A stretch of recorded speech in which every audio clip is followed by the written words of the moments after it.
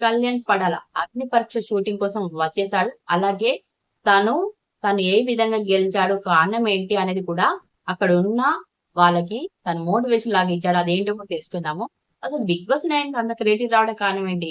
కళ్యాణ్ పడాల, తనుజ వీళ్ళిద్దరు కూడా అంత క్రెడిట్ తీసుకొచ్చారు. ఏ సీజన్ కి లేనంత క్రెడిట్ వీళ్ళిద్దరి వల్లే బిగ్ బాస్ సీజన్ 9 కి వచ్చింది.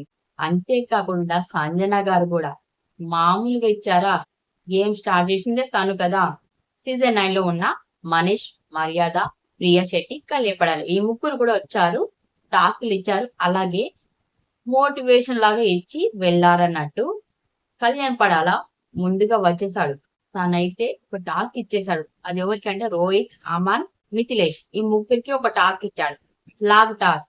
అది దొరలడం, బొరలడం, ఇసుకలో ఫ్లాగ్ పెట్టడం ఇలాంటి సంథింగ్ సంథింగ్ గేమ్స్ ఉంటాయి కదా. ఆ విధంగా అయితే పెట్టాడట. అందులో మిథిలేష్ ఓడిపోతాడు. రోహిత్, అమన్ నెక్స్ట్ లెవెల్ కి సెలెక్ట్ అవుతారు. అందులో కొన్ని పిల్లోస్ టైప్ ఉంటాయి. స్క్వేర్, రెక్టాంగల్ అన్నట్టు ఒక రకమైన ఆకారాలతో ఉంటాయి అన్నట్టు. వాటిని బాస్కెట్ లాంటివి ఒకటి ఉంటుందట. అందులో ఎవరైతే ఎక్కువ ప్లేస్ ని ఆక్రమిస్తారో వాళ్ళు విన్ అయినట్టు. అందులో ఎవరు విన్ అని తెలుసుకోవడానికి చాలా టైమే పట్టిందట. ఆ విధంగా ఆడేశారట. మామూలుగా లేదట.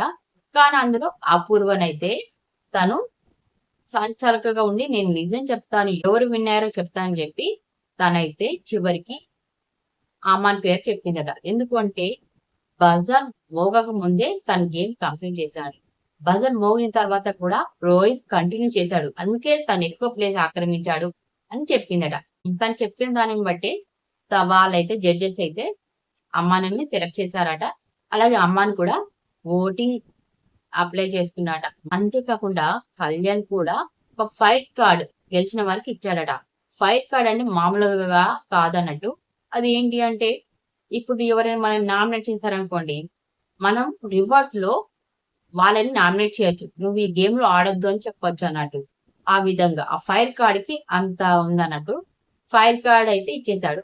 అలాగే తను వెళ్తూ వెళ్తూ తను గెలవడానికి కారణం ఏంటి, తను ఎలా ఉన్నాడు అనేది మొత్తం కూడా అక్కడ ఉన్న వాళ్ళకి చెప్పేశాడట. ఏంటి అంటే నేను అగ్నిపత్ షోకి వచ్చిన తర్వాత కూడా నేను సెలెక్ట్ అయిన తర్వాత ఇంటికి వెళ్ళాక నేను ఖాళీగా కూర్చోలేదు, ఇంటర్వ్యూలు ఇచ్చుకుంటూ లేను, టైం పాస్ చేయలేదు, కానీ నా విలువైన సమయాన్ని నేను చాలా బాగా ఉపయోగించుకున్నాను అని ఒక మోటివేషన్ లాగా ఇచ్చాడట. అంతేకాకుండా 75 కాలేజీలు తిరిగాడట. ప్రతి ఒక్క స్టూడెంట్ దగ్గరికి వెళ్ళి నేను అగ్ని పరీక్షలో సెలెక్ట్ అయ్యాను, నాకు సపోర్ట్ చేయండి బిగ్ బాస్ వెళ్ళడానికి అని ప్రచారం చేసుకున్నాడట. అలాగే యూనివర్సిటీ ప్రతి ఒక్క యూనివర్సిటీకి వెళ్ళి అలాగే ప్రచారం చేశాడట.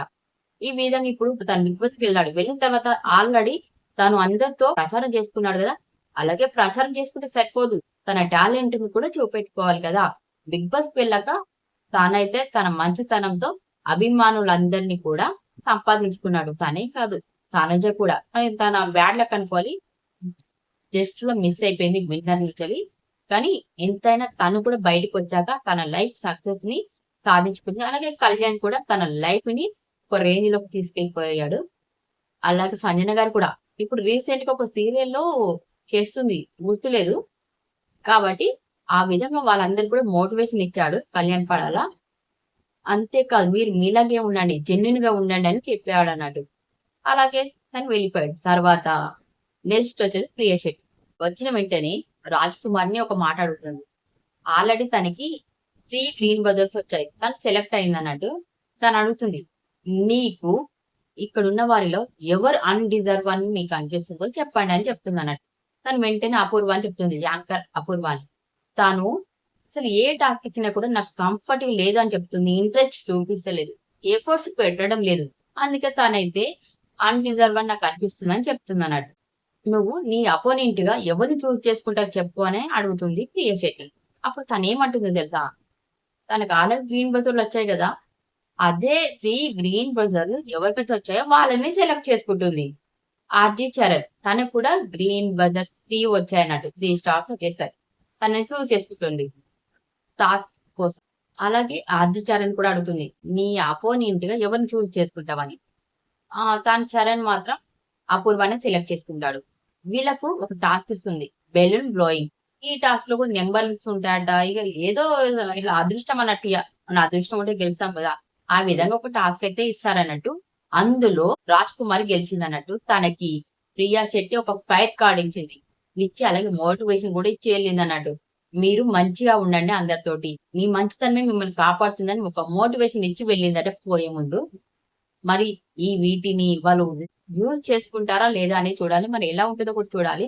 అలాగే మనీష్ కూడా ఒక కలర్ ఫిష్ టాస్క్ అనేది పెడతాడట.